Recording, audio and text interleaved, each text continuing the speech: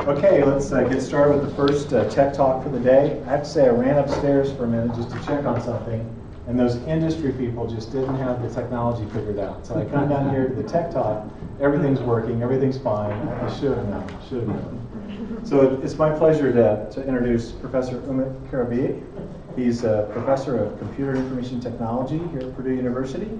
And rather than dwell on his background, I'll let him expand if he'd like a little more, but I don't want to take away any of his time, so for the next half hour or so, please enjoy Umit's talk. Thank you. Thank you, Joe. So good afternoon, everyone. After the lunchtime, so I believe you're all ready. So yes, I'm an assistant professor at the CIT department here on campus, Purdue. So primarily my research is actually on digital forensics and cybersecurity, problems related to forensic aspects, definitely.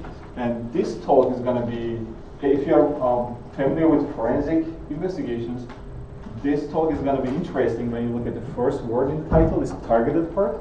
This is going to be the more interesting part, because you might think, hey, we already extract data from mobile devices, which is not a big deal, but when it comes to the targeted part, it's going to actually make a difference. So the title is Targeted Forensic Data Extraction from Mobile Devices, and this work actually is funded by NIJ. It's been a 3 years project, so we finally brought to the end and released the final product. So let's get started.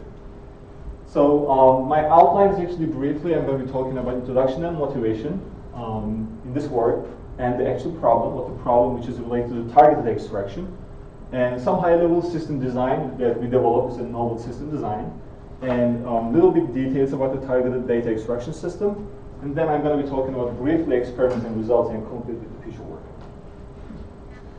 So when we think about the digital forensics, you might have heard this in different context, but it's in general, is actually at the intersection of computer science discipline and forensic science discipline. Basically, the techniques we use, those are usually in computer science, information technology, based techniques we use to collect evidence or information for forensic science purposes.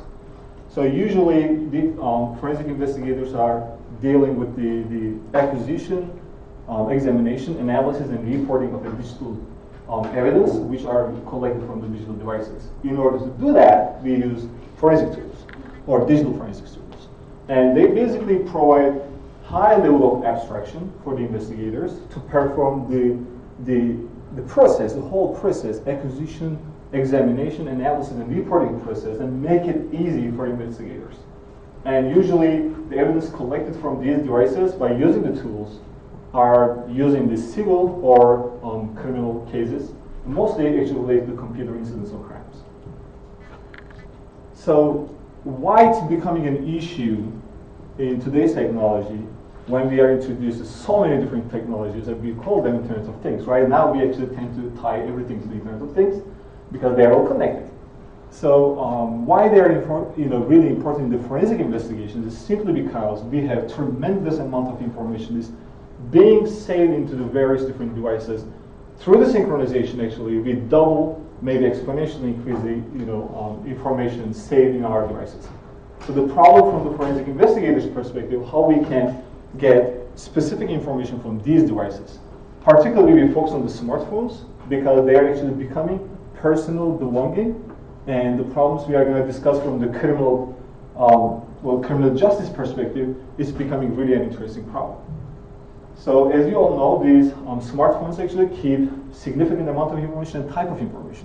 From our location service, and when their location services are on, we have information every point of time at some certain intervals. The location is actually being reported and saved into our devices.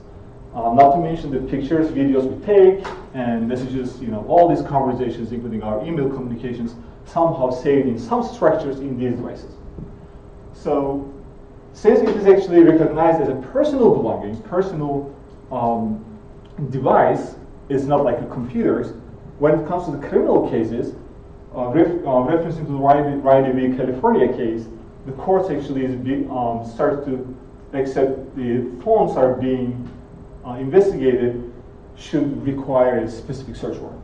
What it means really, before Riley versus California, the case was really, if there's any suspect getting a cell phone, get the cell phone because there's a probable cause, and the cell phone actually is, falls under the case of the general search warrant. But specifically right now, starting from 2014, the court actually is issuing very specific search warrant for a specific data. Let's say there's a crime happened last night from 9 p.m. to 10 p.m. and the court says you need to get text messages and associated pictures, if there's any, from that time frame specifically. And today's tools that we discussed do not actually help with this case. So our scope for the research is going to be then, so when the restricted search is given to the investigators, can they both legally perform the investigations and only look at those information? And from the user privacy perspective, can we protect the privacy of users while investigating their devices? So that's becoming a significant problem.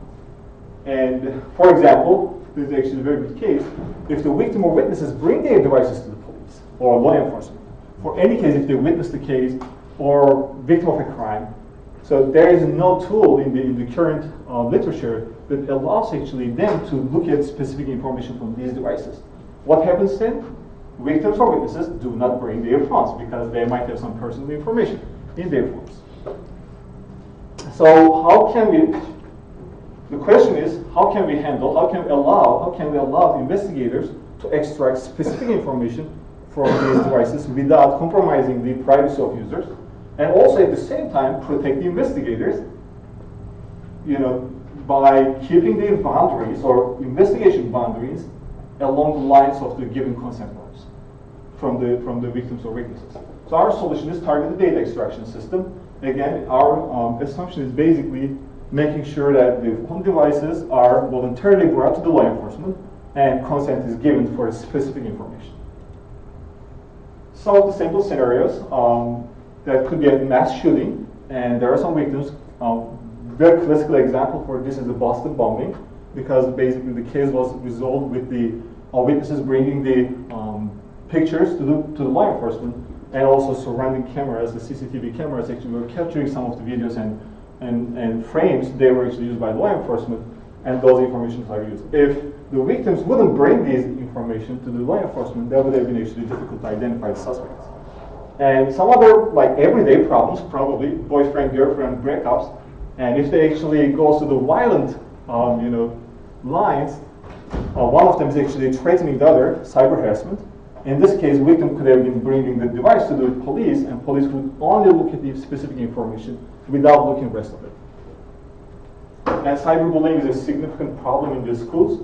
That could be also one problem, because the minors actually do not tend to talk to the law enforcement, because they might also keep some information in their phones, and that might be called problem for them, so they do not share it. So the parents actually, if this tool was available, then parents would have been actually easily bringing the devices without violating the privacy of the kids. So what does TDAS, our targeted data extraction system, allows?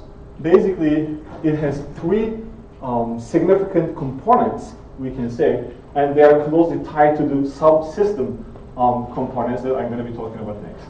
So first of all, we perform metadata filtering. So this is actually, interestingly, not surprisingly, it's not really supported by the state-of-the-art tools that are being used by law enforcement. The only one is actually allowed recently with the recent updates is the date and time filtration by the Celebrite Touch specific tool. The others, rest of the information is only allowed to dump the category of information to the computer. For example, you need only one contact information from the device, but it only allows you to dump down all the contacts to the computer and find that one contact, which is actually totally privacy issue, because you may not want to share rest of the contacts with the law enforcement. And it's true for the pictures and also text messages. So meta filtering allows us to basically search information within the given consent if the date, time, location, or even types of data is specified by the user, then they are going to be extracted based on this information. And the content-based filtering is using the AI techniques, particularly we use machine learning, deep learning techniques. So there are specific models that I'm going to be talking about. We use them in order to understand what's in the images, so that we can actually only extract the relevant information from the device, not looking at some of the pictures in the device. And obviously, since this is a digital forensics system, and it has to follow the proper chain of custody, so we make sure this is actually followed, so that the law, court of law is not going to reject the findings, or the findings are going to be admissible in the court. So the three subsystems we use to meet these criteria simply is data identification system, is making sure the filters are, the most relevant filters are used and applied so that the data is available, we know where the data is exactly, and we know which data is going to be extracted. So the second subdomain data acquisition system will forensically, by using forensic soundness, will extract this information to the device. And making sure, again, none of the irrelevant information is going to be extracted from the device system. And data validation system at the end will making sure that any data is actually extracted is not modified during the transition, because that could have been a problem. Otherwise, if the evidence is not reproducible, it's not admissible in the court. So that would be actually a big problem. So we make sure the extracted data is extracted in a forensically sound manner, and it's not, its integrity is preserved. And it keeps the logs for the chain of custody, making sure what has been done, where, and why. We keep all this information. And obviously, it generates an investigative report as all other systems perform. So data identification system specifically is looking at the 4 W questions, right? It's what happened, when happened, and where, and who actually is performed this. So we pretty much try to answer all of these questions that usually investigators are looking for. So again, these are not in the general domain. We look at very specific information that are related to these questions. And it actually works with the data, along with the data identification system, all this information is going to pass through the data acquisition system. And metadata filtering, and along with the machine learning will be applied, depends on what the investigator is actually looking for. I'm going to show you the interface for that too. So what is really interesting with the restrictions and also availabilities in both platforms, iOS and Android platforms. I mean, both of them are actually, the market is 99.6%, so we focus on these two. So there are some information that we can extract by using the data extraction system. There are some information we can't, because first, since the assumption is that we assume the phone is brought voluntarily, so we don't want to root the phone. That means we don't want to get the root access to the phone by violating the warranty. And or if it's an iOS device, we don't want to jailbreak it. So when we don't do that, unfortunately, we have some limitations. So we can perform on-device investigation or off-device investigation. When we do on-device meta-based extraction or investigation, we can have actually pictures, videos, contacts, like calendar events, reminders, significant amount of information that are provided by the native applications in the phone and in the Android part. iOS is a little restricted with this security perspective, we believe. For some reason, it doesn't allow us to extract the messages and call logs directly.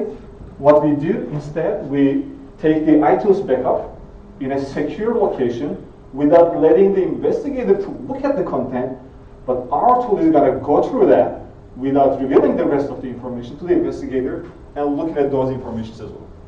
So we, at the end, by using the on-device or off-device investigation, we are able to extract targeted information for significant amount of information. When it comes to the third-party applications, it's a little problematic for the Android perspective, even though if you have a root access, if you are given a root access, voluntarily from the witnesses or victims, so whoever the owner of the phone is, then we can have full access to any of the third-party applications unless their data is encrypted. So in this case, for iOS, we have more capabilities actually to extract, but for Android, we are actually very limited to extracting the information from the third-party applications. But again, the assumption is we are not going to root or jailbreak the information of the phone. If it would have been, then they would have been all yes. Unless, again, if there is any encryption mechanism. So how do we perform the metadata-based extraction?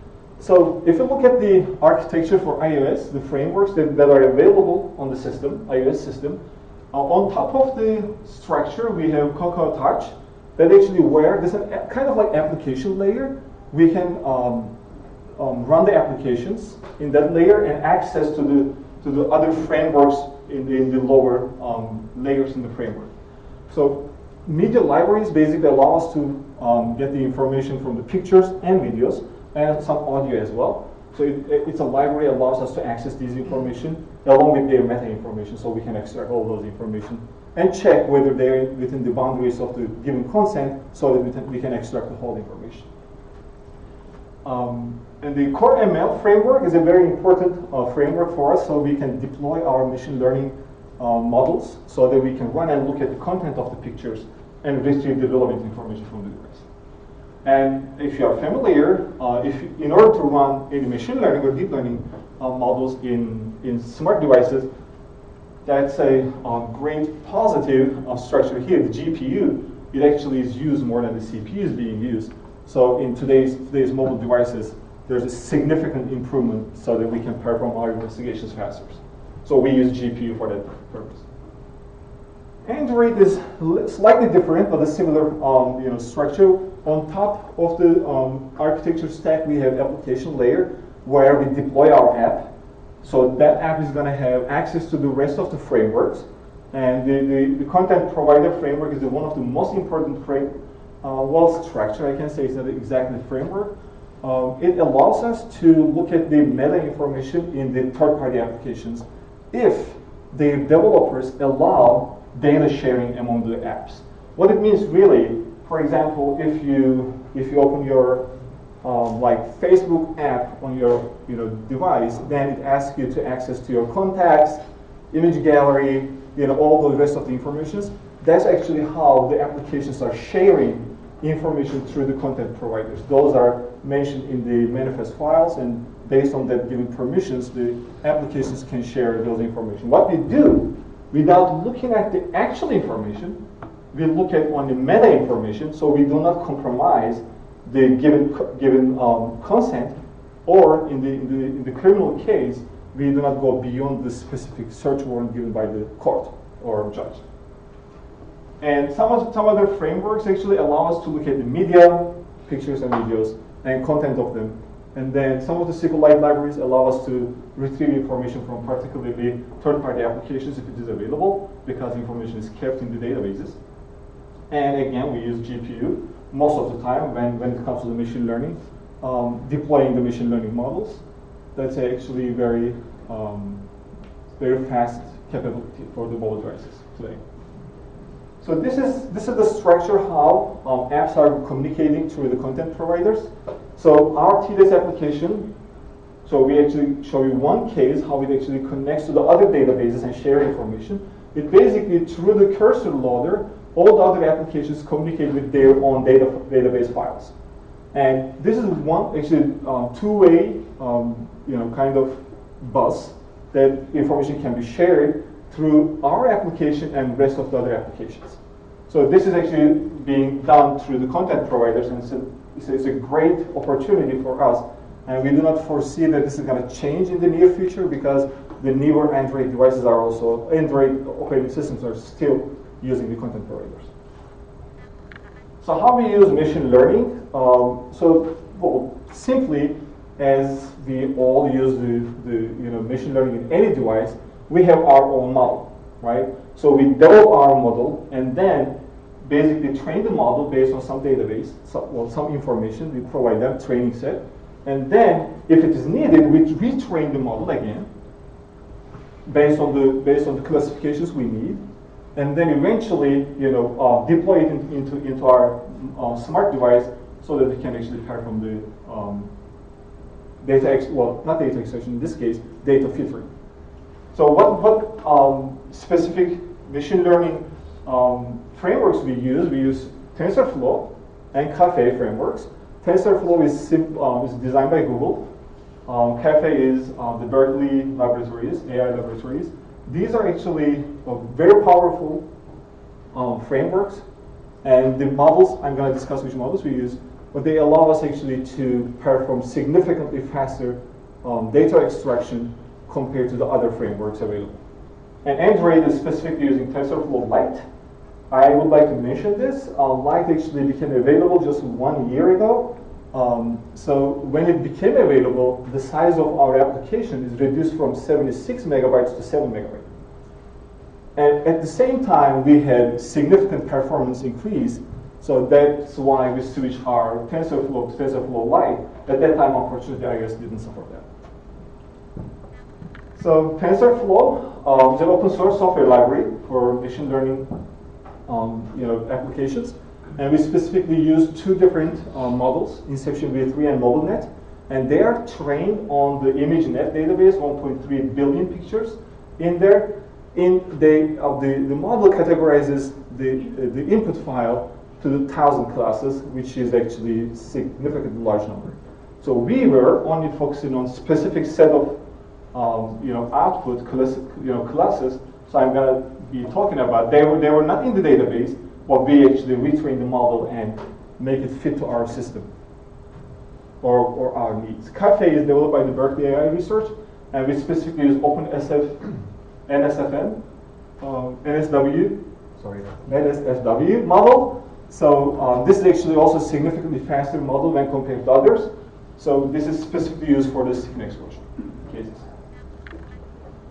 I'm going to be skipping this part because that's briefly I talk about it. Basically, look at the Inception V3 model actually is 43-layer model.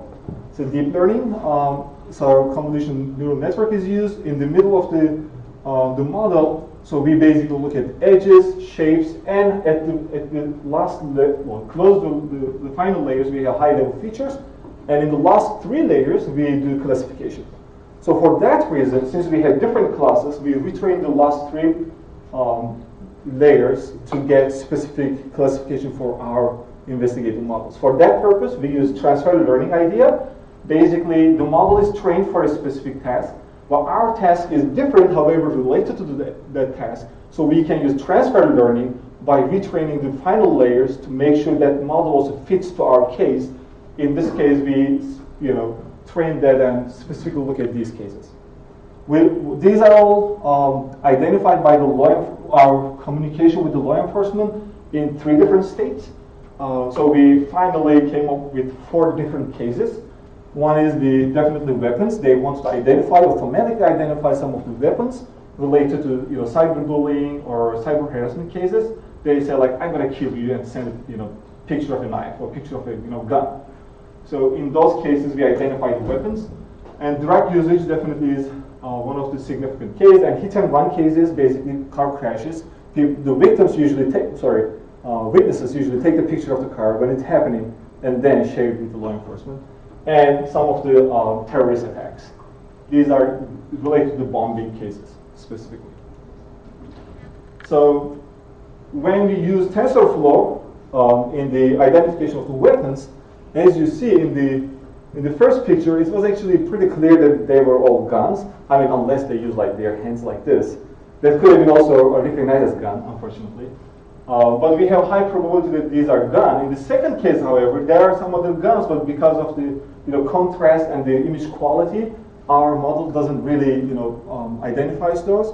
But which is still okay because we still have one picture here. But there could be unfortunately, some false negatives. And this could have been one of those false negatives in our investigation. But again, we try to have highest level as possible. I'm going to be sharing the results with you in a moment. But in this case, we are missing 2 pictures. So this is the high-level design for the communication. So this is itself also, we can call it a node design because none of the tools, forensic tools, actually allow this type of communication. So we allow the investigators to use USB device. In this case, actually, we move this to the SSD drive because it's way faster. There's an SSD drive. Everything is located in the SSD drive, and investigators will be just plug and play fashion will run our system on an operating system, and they can use any laptop or any computer in the scene. So the reason that we want to do this because we want to reduce the cost to the law enforcement they don't have to purchase like $5,000 laptop that is actually forensically capable of performing, evidence collection or analysis. And that could be a Wi-Fi communication, Wi-Fi access point, or wired communication. Depends on the needs that the investigator actually wants to perform this. So we allow both communication.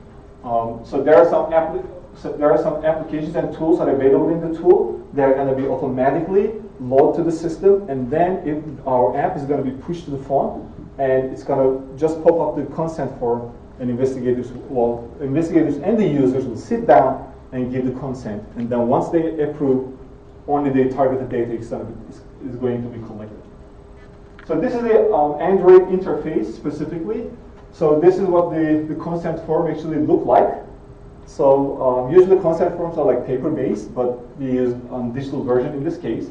So we provide them some shortcuts, and then some of the information. It actually goes down with the machine learning as well. So based on the information they provide, within these boundaries, we don't go outside. We do not let the investigator go outside. The phone is locked. They can't do anything else other than looking at the information within this consent. So this is the iOS. So we use the two different designs. So just to give to the law enforcement and choose the best option. So iOS has different design than Android. iOS actually looks at the when, where, what, and who questions usually. So we just want to give them a different design. So this is the model how we create the exported data. This is very important from the forensic soundness perspective, because we want to make sure we keep the hash value of all the information we extract, and then save it for the future cases, so that if the information is altered by the user, victim in this case, or during the communication, we can identify what information is being corrupted. So just to make sure that all the performed activities are going to be reproduced by the other investigators. In the case of that, the victim or witness case actually turns to be criminal case. So this is the save, and the report actually looks like this. It's going to provide so many information that are needed for the investigators to testify in the court. And these are our devices that we actually tested our system on. So at that time, we had iPhones 8, 7, and some other devices. So we had populated the devices with significant amount of information, mimicking that some of the users might have like thousands of pictures. So in that case, how well our tool actually performs. Some people don't really do anything, right? I mean, they just keep some information on their phones, and they don't like to take pictures, no videos, few people in their contact list. So that's what we imitated. We covered pretty much like all type of users in this case. So we tested for many different categories. We look at the pictures only, we look at the videos only, we look at the combination, like the text messages, contacts, and related pictures if there is any. All of these with the different information, we collected all these values. What is actually important here is the time for extraction. It's interesting that we also tested this against the state-of-the-art forensic tools that law enforcement actually is using. So the time that takes to perform this investigation is significantly reduced. If you look at it, we are talking about seconds. And this is very important, and it's actually desired by the investigators, is because they don't have time to keep the victims in the police station during the investigation, because they want to go away. So they have minutes. They are running with the minutes to get the related information so that the investigation can be done. Otherwise, they don't really want to share their data. Imagine 17 years old, teenager, and leaving the phone for 3 hours. That could be catastrophic for them, right? So that's exactly why we are targeting like seconds or minutes in this case, and we have been actually quite successful for this. And at the end, the reason you might say yes, it's seconds, is because you're only extracting 10 megabytes. That's true. But in order to extract only 10 megabytes, today's technologies do not allow this. They dump 32 gigabytes down and then get the 10 megabyte out of it. So that was actually metadata filtering, and this is the content-based filtering. So we use, again, MobileNet and Inception V3. So our accuracy, I'm going to take your attention to the accuracy, it actually varies, depending on the type of the pictures we had at that time. So we had really bad accuracy, like 25%, There was actually one instance actually we wanted to share this because of the vehicle actually was from the different angle, and there was a background of like trees, and they actually looked like also some vehicle type. So we had very low accuracy, but rest of it actually were pretty good. So we can have solid results that our tool actually is performing good accuracy with the extraction. Yes. Are these mostly false positives or false negatives? So you can take a look at these. These are all, well, we actually took all of them into account. These are all true positives, we take them, and also true negatives. So we want to make sure, because in the forensic investigation, right? If you miss something and you say, I couldn't find anything, that's a big problem. But if there are 10 pictures, 10 related pictures to your case, but you got one of them, you're good to go. You can miss the rest of the 9, that's perfectly fine. But if you miss 10 of them, that's a significant problem. When you go to the court, you can't say, I couldn't find anything. Maybe the other person would have found it. And when we compared it to the two different tools, magnet axiom and paradigm at that time, so we had significant time right here. For example, we performed in 14 seconds for the exporting with our tool, and it took 29 minutes for the axiom, magnet axiom tool to only extract some code logs. So, and when we compare with the iOS was actually problematic when it comes to the off-device investigation. If you remember, I mentioned that we need to extract the iTunes backup for very specific information. When it is actually involved, we are at the same level as other tools. It takes like minutes. But when it is not involved, like if we are not interested in messages, then our actually call logs, for example, it only takes like 0.1 seconds plus 15 milliseconds.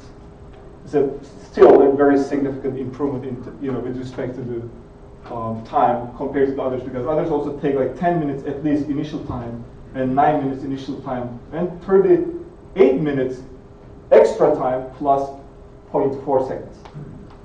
So in short, our tool is a novel investigative tool for law enforcement. We distribute it to the law enforcement they are currently using and giving us feedback.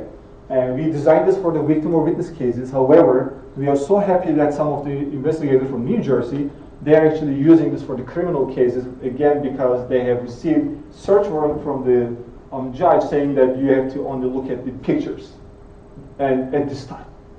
So, and it seems like it's actually working well for both cases, victim witness and also criminal cases or offender cases. So that's actually good news, and it performs very good, results with the metadata. It's 100% almost, but with the content-based filtering, we are improving this quality by developing our tools. Now we are actually in the middle of developing our own models for deep learning models, so that we can have better accuracies for specifically for these type of cases for different categories. And we are also looking at some natural language processing models and developing our own algorithm for the specific keywords. So we are in the process of getting some information from the law enforcement. They have database of some illicit content in the text messages being shared. So by using their data, we are going to train our system and look at specific keywords like hatred or threatening words. So by using the NLP, we are going to look at these text messages, not only the pictures in this case. Yes? Yeah, I might have missed this. When the judge says you can only view, say, photos, Yeah. Is it you can only view photos, or you can look at everything, but you can only use photos? That's a very good point. You can't look at the pictures. That's exactly what the case for the New Jersey. I told them, I said, because it's going to take a little time for us to prepare another system for them. I told them, do you have Celebrate Touch? Because he said they only look at the time and also pictures, time and pictures. And I said, use Celebrate, because Celebrate allows, Celebrate Touch specifically allows the date-time filtration. He said, no, we can't look at it, because Celebrate also shows us the rest of the pictures. And we are not sure that how this is going to be validated, because Celebrate is a black box. We don't know how the process is going on. But for our tool, it's an open source tool, and we guarantee that we don't look at the content, we don't show the content to the investigators. Everything is actually happening in the background on the system, and we are not showing that information to the investigators. Does it answer your question? Yeah. And eventually, that's actually a future goal outside of the grant. Actually, that was the part of the grant. We are going to look at age detection. It's a significant problem, but we'll be looking at particularly some ages above 25, because from 17 to 23 it's so hard to detect. So we are going to look at the above 25 or below 12 or 14.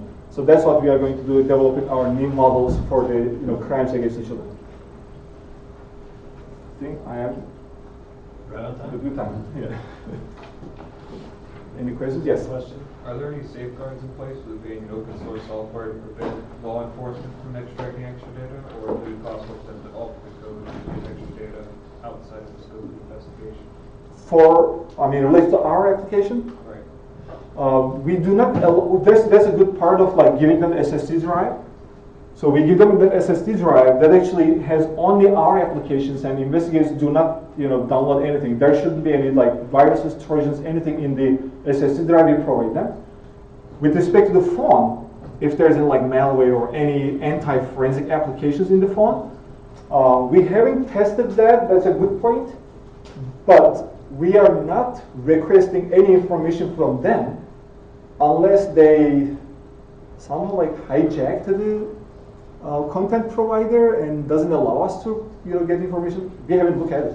That's a good point. We didn't look at the anti-forensic perspective.